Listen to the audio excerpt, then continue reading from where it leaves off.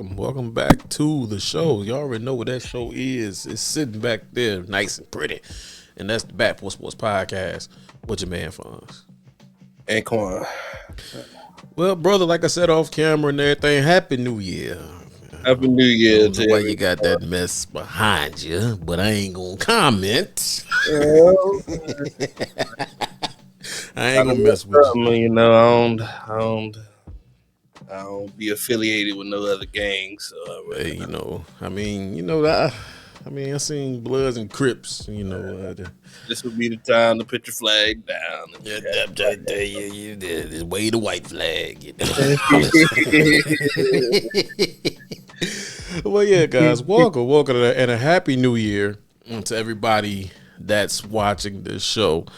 Before we get started, we want to spend a special shout out to Miss Jennifer Shine Wright. She is the winner of the 2024-25 NFL pool. She had a commanding lead since week 3. Ain't couldn't nobody catch it. So, Miss Jennifer, congratulations. Another thing, if you are in the neighborhood, please come into the war room where we're always chopping it up. Even announcements such as the football pool, which by popular demand we want to do it again next year. So I'll set that up for you sometime later on this year. If you want to get in on it, just hit us up on Facebook, Back Porch Sports Podcast, War Room. And also, please subscribe to the channel, especially if you think our content is pretty good for you. And we try to make quality content. Sometimes we go a little bit over here or go a little bit over there, but we do try to make good content for you guys. Oh, and also our other business venture, please. Since we're on YouTube, you can pause this video for a second and head over to the Man Cave, where we'll have a new video out for you guys. I believe in a couple of days. It'll be out there in a couple of days. So y'all be on the watch out for that, and go ahead and subscribe and run those numbers up and tell everybody. Because over there in the Man Cave, we could talk about stuff here on the back porch, but some of this stuff is reserved for the Man Cave. Because sometimes we got to have that good conversation, grown folk conversation. So right. Y'all go ahead and head over there and get that right for us. So with that in mind, as we all know, it's the end of the season. Sunday was the last day of the regular season. And so now we are in the other season, that is the playoff season. Starting this Saturday, there's going to be some wildcard games. We're in Wildcard Weekend already. And then in the next month, ain't going to be no more football for a while. But anyway, they're going to have spring football, but it's not the same. It ain't the same at all. So, but we're going to go ahead and talk about these games that's coming up this weekend, kind of give our little take on it, and possibly give a prediction for each game. So the first game we're going to talk about is the Chargers at the Texans. Well, let's talk about this for a second. The Texans won the AFC South. Now, my son could have won the AFC South by himself. with him and probably another one of the little kiddos at the daycare that he throwing the ball to him. So the Texans won. The Texans have not been on point lately. They do have a potent offense. CJ Stroud, he looked okay. He ain't looked nothing like he did last year. So, but in my opinion, the Chargers on paper, to me, is the better team, simply because the Texans right now got some injuries that's going to be kind of dicey. And as we saw the last couple of games with the Texans, they're not looking Texan-like. So to give my prediction, I'm going to still say the Texans win, but it's going to be a narrow victory. But you can go ahead and take that. Well, Houston, as we all know, since early on this year, has been struggling, starting off with the Stephon Diggs injury. So if you look at the Texans from week 9 through week 17, Houston was 25th in the NFL in offensive efficiency and 18th in points per game. Then Tank Dell suffered his season injury in week 16 against the Chiefs.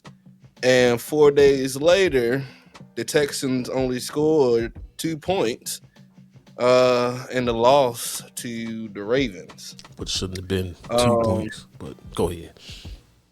The Houston offense as a whole has had plenty of other problems.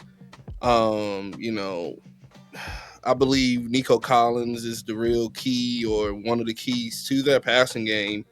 But when you rank 20th and 22nd in offensive EPA from week 6 to 10, when he was out with the injury, I think that put a little emphasis on how important he is to the offense. But I say all that to say that I do not think the Texans will win. I'm going to say the Chargers win. And just because John Harbaugh, Jim, excuse me. Jim we got another Harbaugh. Harbaugh to talk about, but go, Jim Harbaugh, he has a way of turning losing teams around. His first year and with the Chargers, he takes them to the playoffs, which they haven't been in a little while. I ain't gonna say a long time, but it's been a little while. Just coming off of that Michigan national chip. Somewhat of a big adjustment. I mean, not like he hasn't never played or coached for the NFL before, but just coming there off the first season and making your team relevant again and then winning 11 games when I believe they had talent on that team prior to him coming. I think it was just a coaching issue there with, I believe his name is Brandon Staley. something like that. Go forward inside his own 5 type dude. Yeah, I say all that. The Chargers are favored by 3. I think they covered that spread and probably about 3 or 4 more points. I got them probably winning by a touchdown or so. Just because Stroud hasn't really been Strouting. Yeah. He's been playing like CJ Trout instead of Stroud. So nevertheless, I expect Trout is a good fish now. It sure is, but not in the NFL. But there's no such thing as a trout. We got a dolphin, and I think that's about the only fish that we got in the NFL. So, and the crazy part, they ain't even a fish; it's a mammal, which is crazy. But it swim in the water, so we associate it with fish. Right. But I got the Chargers winning that, man. I think they've been through some battle tests this season, and I just think the Texans just don't got the firepower to sustain such. I mean, my point of view was go ahead. If they didn't have these injuries, I think they would win hands down. I mean, if the injuries wasn't there, I would think they would win handedly. But the reason why I really think they could win this game is simply because they're going to have the home field advantage. I don't believe in the Chargers being the road team and being a road favorite. Also, right. Like I said, that home field advantage could set the tone for that game. And then I look at playoff experience. I mean, CJ Stroud has won a playoff game in his career. I don't know about Justin Herbert. But I mean, he got the Harbaugh effect. That kind of ties into it. But we'll see. Like you got the Chargers. I got the Texans. All right, so this is the one I've been waiting on all day. This is the grudge match. Man, how times have changed. But we can go ahead and get into it. That is the Pittsburgh Steelers and the Baltimore Ravens. Here's my thing about that game there. I am concerned, but I'm not concerned. Simply because when you look at the Steelers, obviously everybody knows they lost all 4 of their last games, including a game to those same Baltimore Ravens. I look at Pittsburgh, not on their defense. The defense is still solid. They've been having some hiccups here lately. They've given up 30 some odd points per game. The least amount of points they gave up was the other night versus those Cincinnati Bengals. But in the 3 games prior to that, they've given up almost 40 points per game. So it's a concern, but it's not a concern. My problem is the Steelers' offense. The Steelers' offense has become stagnant, if you will. which makes the defense have to work that much harder to create turnovers and create field position or short fields to generate some points. Now, big credit to the Cincinnati Bengals. They went in there, did their thing, and they didn't give up that much. I really thought that was going to be Russell Wilson's coming out party versus the Bengals defense, but it was a slow, long, drag out game. And then I look at the Ravens offense. The Ravens offense this year has been kind of sort of the pick your poison. Either you're going to have to key in to stop Derrick Henry, you got to key in to stop Lamar. You're going to have to pick one of the two because you can't do both. My prediction for the Pittsburgh Steelers defense is that the defense is going to try their best to stop Derrick Henry simply because the last game Derrick Henry went for over 160 yards on the ground versus that defense. Granted, he was running down the middle. So they're going to do their best to close that middle up, which is going to leave the outsides open. So this is going to be a Lamar Jackson game.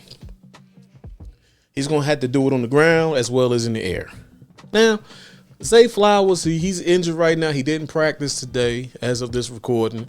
I'm watching that one closely. I mean, in that last game, he had 5 catches for 100 yards flat.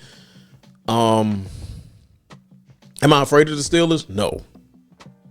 One, because it's the first playoff game that's going to be in the friendly confines of M&T Bank Stadium. Every other playoff game the Ravens and Steelers have ever played has been in either Heinz Field or Heinz Field. I don't know what that name is y'all called it today, but in my mind, I could take you back. I could take you back even further. 3 River Stadium. See, yeah. See, I'm old enough to remember that stadium back in the day. Before Heinz Field, it was 3 Rivers. So whatever you want to call it, that's where the Baltimore Ravens always had to go. It always had to wind up in 3 Rivers. This year is 10 years to the date since the last time the Ravens and Steelers played in a meaningful playoff game. And this is the second game in the last 5 years that really holds weight. Of course, the last time on December, 21st in Baltimore, that kind of took that shifted the power of the AFC North, and then the Steelers just fell off the cliff and everything. That we ain't gonna go down that road because everybody saw it. This is basically a win or go home affair, and the Ravens right now are 10-point home favorites. I don't think it's going to be 10 points. I don't think it's going to be 3 scores like last time. But I got the Ravens winning this game and moving on to the divisional round. Yeah, there you go. Well, this is the game that I wanted. This is the game that I felt like was sort of the best matchup the Pittsburgh Steelers could get for wild card. If it was Buffalo, I wouldn't watch it. If it was anybody else, I wouldn't be intrigued. This is the game that I wanted, not because I got a strong feeling we'll win it, but because I just feel more comfortable playing Baltimore because this is somebody that we just play a lot. And we very familiar with them and they're familiar with us, and it just takes pressure off of Mike Tomlin, who has a hard time adjusting. Anyways, nevertheless, I feel like this game, with or without Zay Flowers, just FYI, I'm gonna really do some hard bashing on the Steelers this offseason. But hey, there's a place for it. Hey, I mean, I'm just saying. With or without Zay Flowers being there, I feel like this game is gonna be about number 22. As it's been all season long. But really, if Zay Flowers isn't there, I feel like it's going to be very important for Derrick Henry to have a great game in order for them to put up that 10-point favorite spread that they got against us, which, is very much doable, with a touchdown and a field goal. But nevertheless, honestly, y'all, I don't think we'll win this game. The Steelers have. I got PTSD. Y'all see. Y'all don't understand how hurtful. Take your time. Take your time. I'm trying.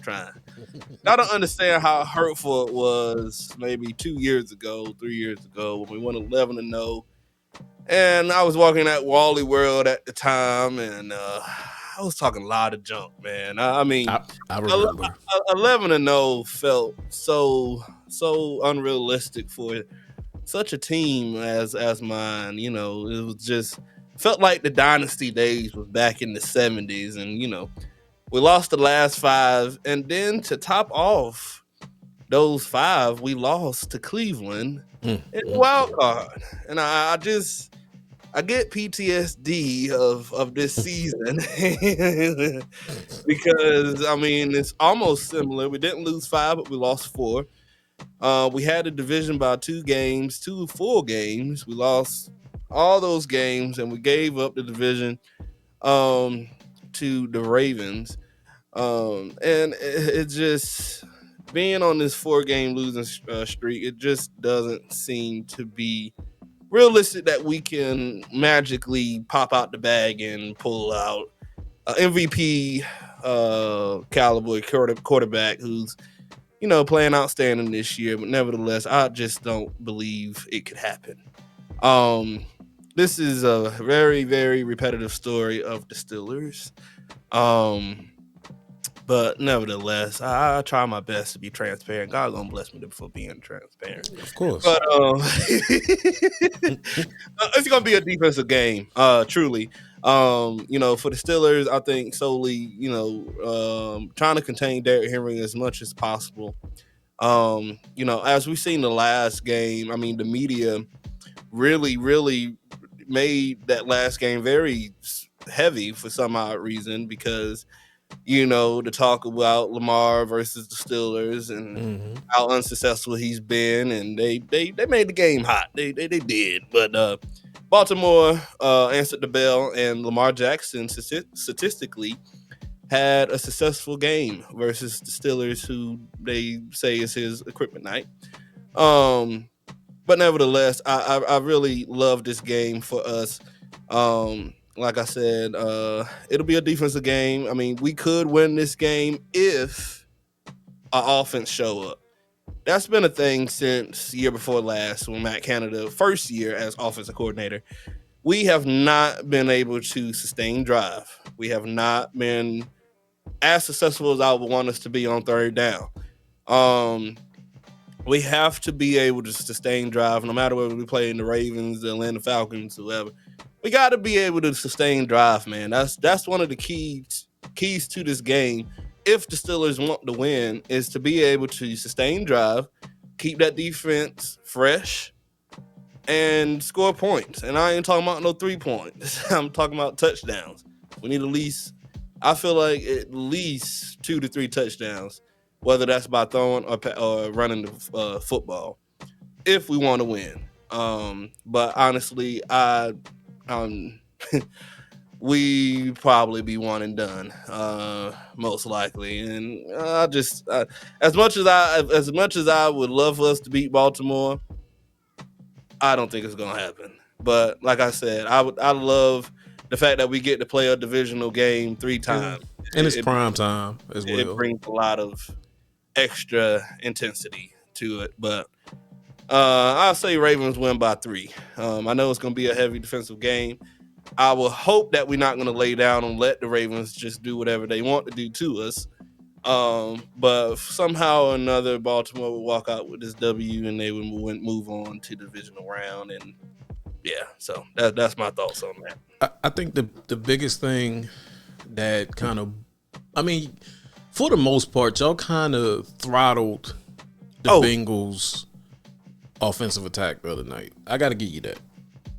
Go ahead. Also, not to mention, back on the offensive side of the ball, it's a lot of dark clouds over that offense, especially with George Pickens. I'm about to say it's 14 of them. That route that he got, called a lot of heat for giving up on the route, and then that resulted in Russell Wilson throwing an interception during that Christmas game against the Chiefs. Ever since that game, Pickens has kind of been checked out.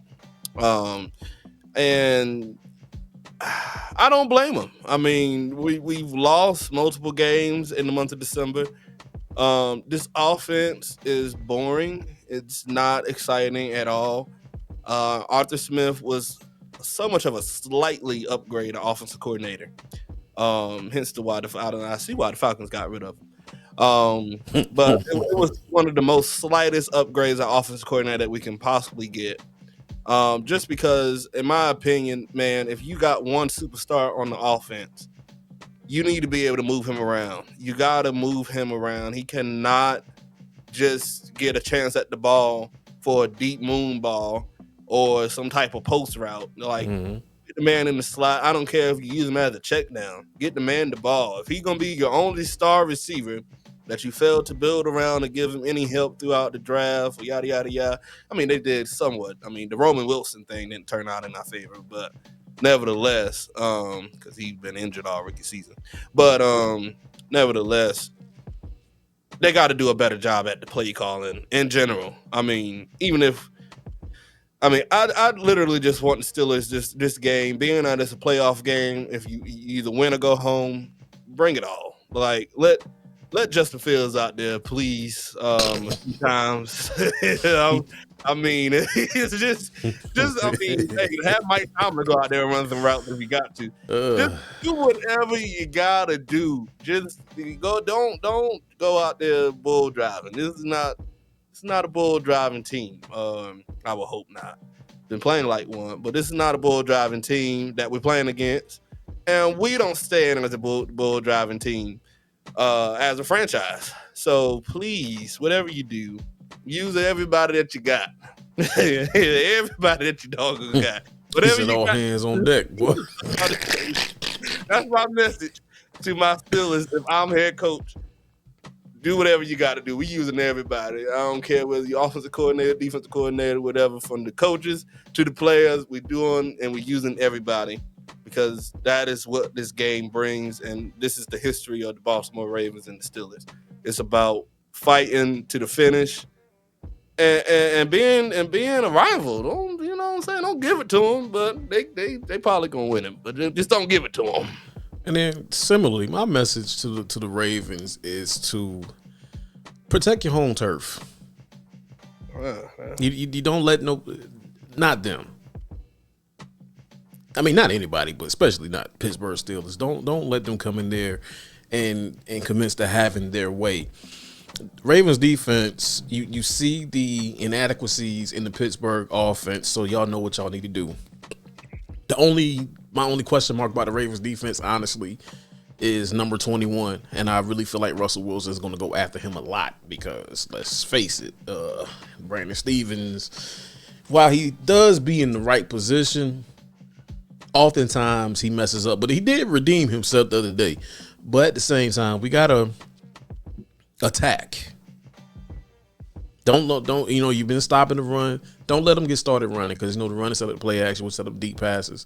Also, I mean, even though George Pickens has been in the slump, I mean, his last stat line was very, very, very, very unreal. You gotta attack, and send them home. Put them out their misery. But anyway, let's go ahead and keep going because we could be on this one all night. Next one, Denver Broncos and Buffalo Bills. That's a tough one there, but I'm going to say the Bills going to win that game. Yeah, boy. If it was last year and Denver defense, I would have been like, okay, that might be a little close, but I don't know. I look at Denver and I look at Buffalo. The last time I seen them play at home in the playoffs, they got mollywopped. That was by Kansas, but yeah. That was and by Cincinnati too. Oh yeah, by Cincinnati, which we gonna get. They irrelevant right now. They ain't make it. Yeah, they ain't make it. So we, Kansas said I'd be doggone. But I'm gonna say the Bills gonna win because right now the Bills are on the trajectory, and I mean the Broncos they're very efficient on offense, but you got to think about it. They did take advantage of the Chiefs resting every meaningful player on that roster this past Sunday. That's what you're supposed to do. Don't get me wrong. It's admirable that they did not that the Chiefs and the Broncos denied Cincinnati the chance to go to the playoffs. Being that you're up there at the Bills, I mean, and I'm not going to say weather is a factor because Denver has crappy weather, just like Buffalo. But Buffalo weather is a whole nother thing, man. You know, it can snow 6 feet right now in 30 minutes. I was about to say Denver can too now. Denver can. It snows. I've seen snow games in Denver, but the majority of the time it's just bitterly cold up there. I'm gonna give the Bills the win, and it's not gonna be close. I'm looking at like 28-7 type stuff. No. I don't. No. I'm looking at this. You got a rookie quarterback going into that environment. You on the road. Your very first NFL playoff game is not gonna work. It ain't gonna work. Not against the Bills Mafia. And I don't like the Bills, but I like them in this game. Winning by 21. I think this is my upset for this week. I got the Broncos slightly winning against the Bills. Oh. Everybody thought that Russell Wilson was the problem in Denver. And to an extent, I mean, maybe he was partial of the problem. Bo Nick really hasn't done much on the stat sheet for the Broncos. The big difference in this Broncos team is their defense. Last season, Broncos allowed more points per game than all but 6 other teams in the league, ranked 24th in defense, 27th in defense EPA, and allowed the 5th highest opponent QBR. And I meant to say the Broncos defense from like a couple of years ago with Vic Fangio, but go ahead. I'm sorry. Right. My bad, y'all. But this year they made a major upgrade, and they are pretty much probably a top 5 defense in NFL today. Here's what I'm concerned about with this game. I'm afraid that the Bills will fall into a slow start against this Denver defense.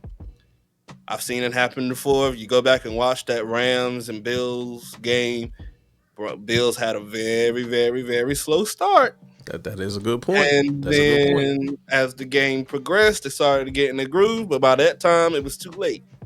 If the Broncos can go in with that defense and slow down that Bills offense, which I really don't think is as scary as people think. Josh Allen is no joke.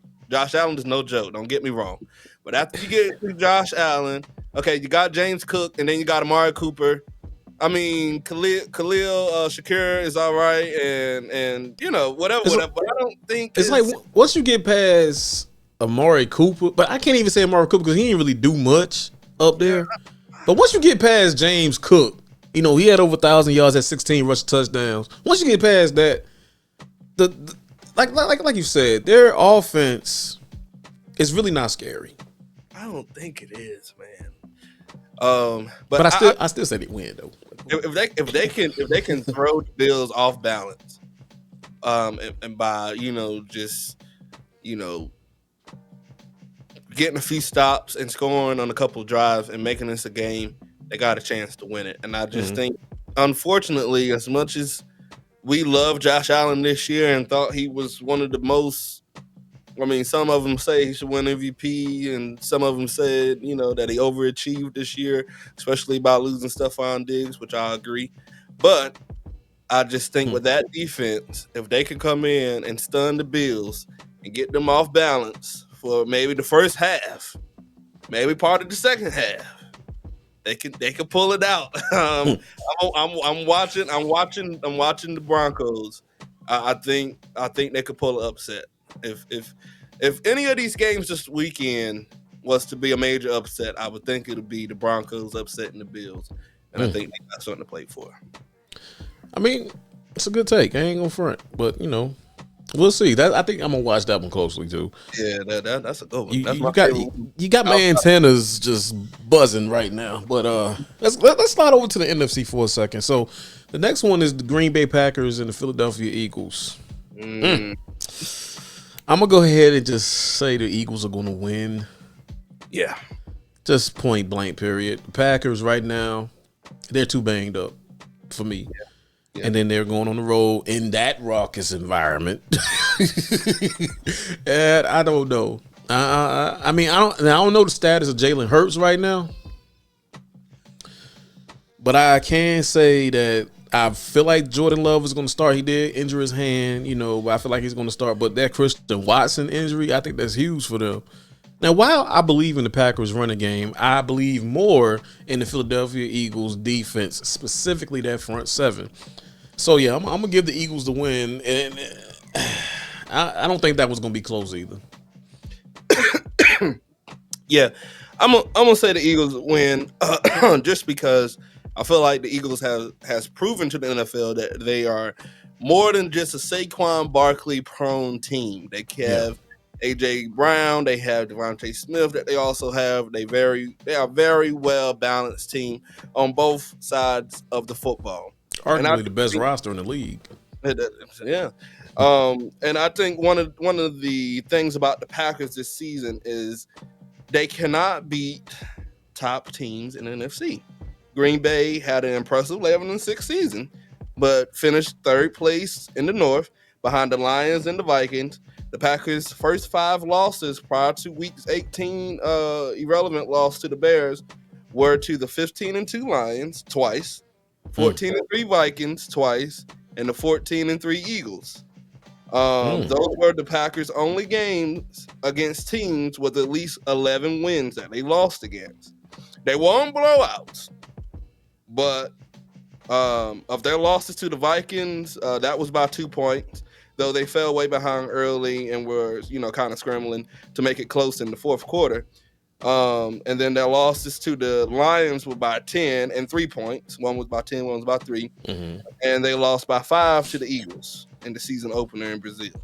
So, yeah, as much as I, respect the Packers, sort of got respect for what Josh Jacobs and Jordan Love and everything has done, I just don't think they can beat the Eagles, man. They're for real. Yeah. And, the Eagles should win it. Oh, most certainly. So let's speak of another NFC East team that's going to be playing this weekend, and that is my dark horse team from early. If y'all watched the season preview, I told y'all Washington might have something to say, and they said it. So they're going to be playing the Tampa Bay Buccaneers. Here is my thing about that game. I've caught a lot of the Jaden Daniels Washington Commanders games this year just to see if I was going to be somewhat right.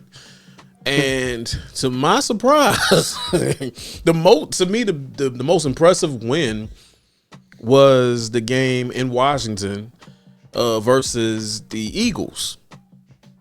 When Jaden drove him down the field, scored, and got the 2-point conversion at the end of the game.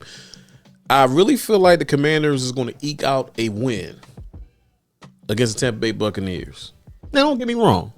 The Tampa Bay Buccaneers under Baker Mayfield, especially with Baker, big shout out to Baker Mayfield because Cleveland said he won't no more good, and he went down there and had a career resurgence. Mm-hmm. I think he's top 10 statistically in the league right now. Y'all can fact check me if you want to, but I really feel like the Commanders, with their improvement, especially offensively, I feel like they can give the Tampa Bay Buccaneers a game. And I feel like they're going to, at the end of that game, they're going to win. Yeah, this is a very, very good. This is another good game. That's another one I'm gonna watch. I ain't gonna lie. It's quite a bit of good games this Wildcard Weekend, for real. One of the best that I've seen. I think even better than last year. Oh yeah, by far. But I'm gonna pick the Commanders to win it just because they find ways to win. Jaden Daniels is way beyond his years and a way more flourished quarterback than most expected, even myself. But I just think the Washington Commanders can find a way to beat the Buccaneers. I will say one of the things to watch out for is hopefully the Buccaneers don't make this a run-heavy type game, because Washington had the third worst run defense in the NFL by average yards allowed. So Bucky Irvin and Rashad White, they should be, used very heavily against this Washington defense. I wouldn't be surprised if Washington has to lead by the end of the first half. But I think overall this is going to be a fight to the finish.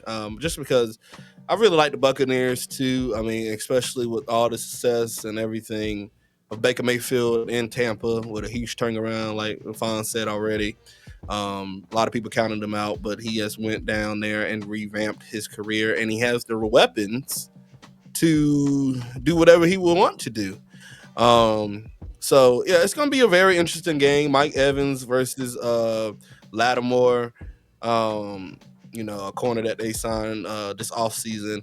It's gonna be a great game, but I think Washington will find a way to win in the second half. Yeah. I mean, because to me, honestly, from what I've seen, they are a second half team anyway.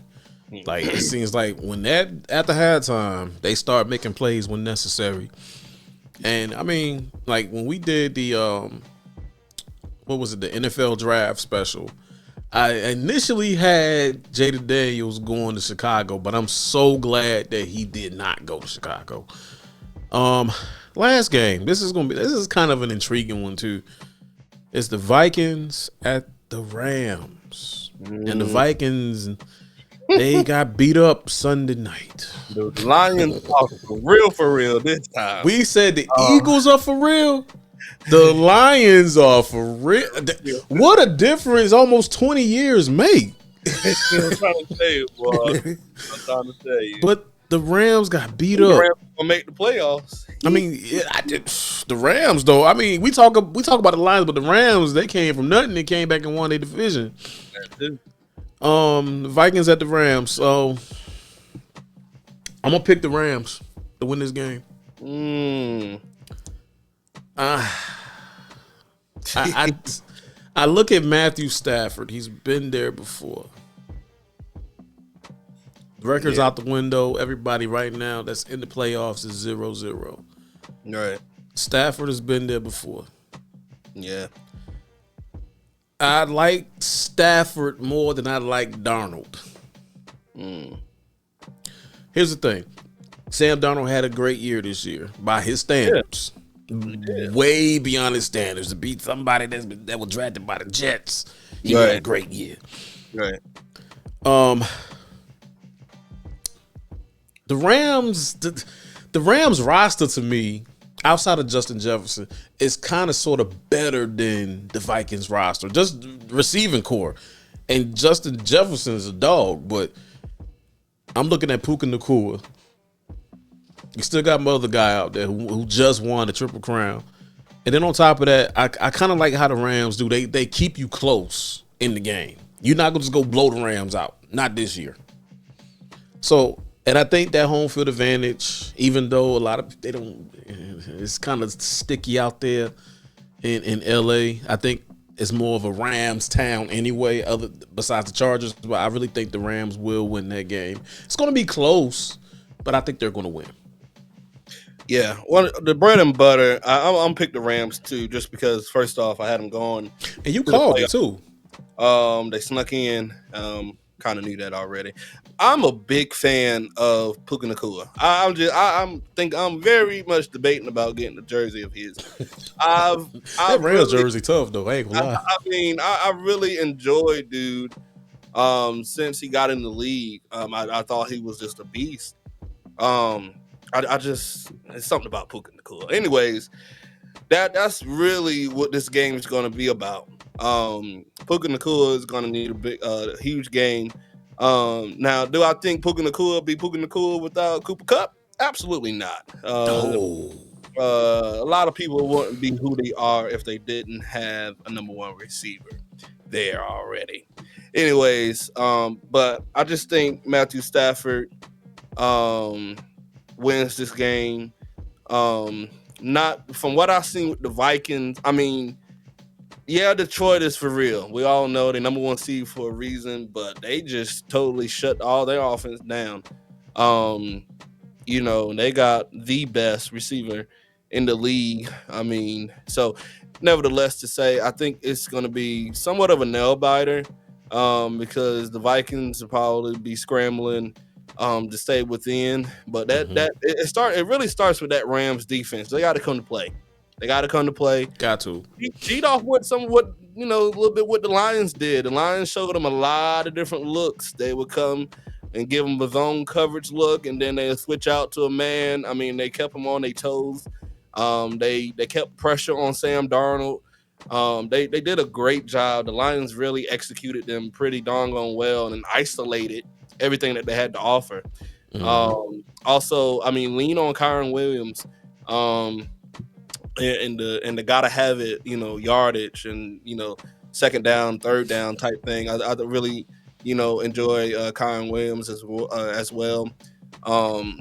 But yeah, I think the Rams should be able to pull this one off. I mean, yes, the Vikings, they had a great year. Like I said, they fought to the finish. But I don't know, man. It's like you said, that Sam Darnold is he might mess something up for them.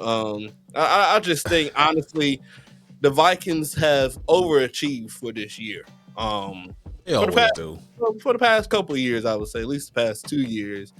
I don't know, man. I don't know. I think the Rams gonna want it more.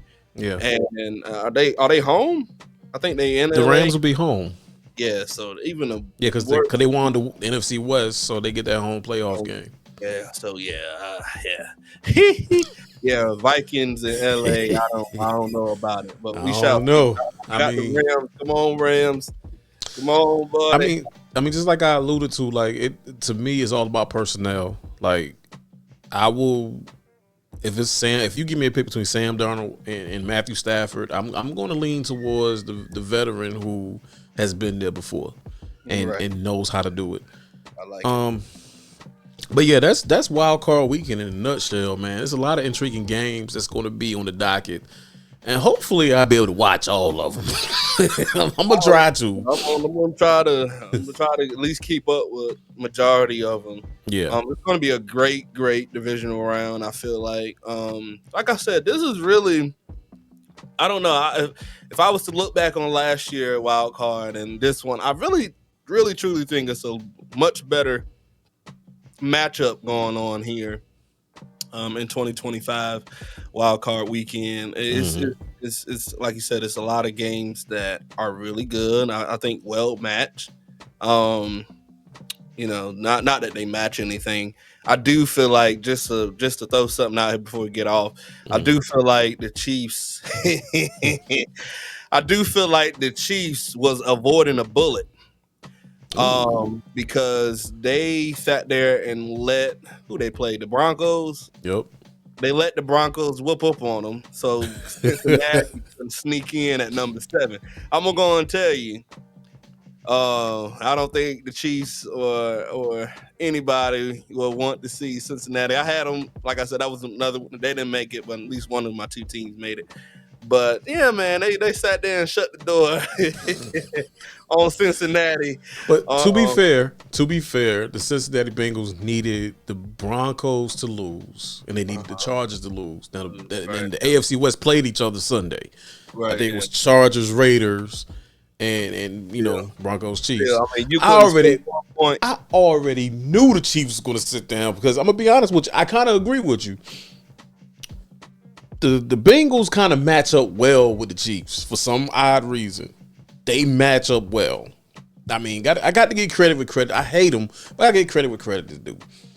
And just like you said, I don't think nobody really wanted to see the Bengals in there. But when you start 0-3 and lose a bunch of divisional games and lose games that you're supposed to win, that's what kind of happens to you.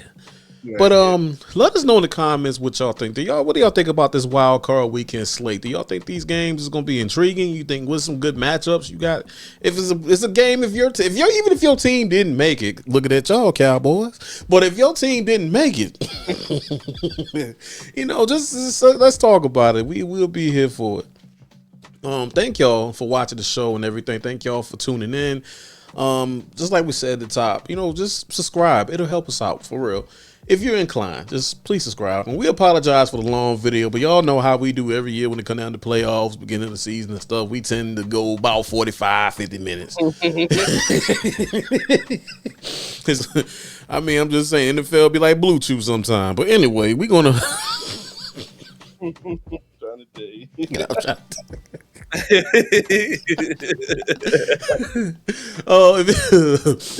As far just for what, hey, if you on Facebook, hit us up with the Back Porch Sports Podcast War Room.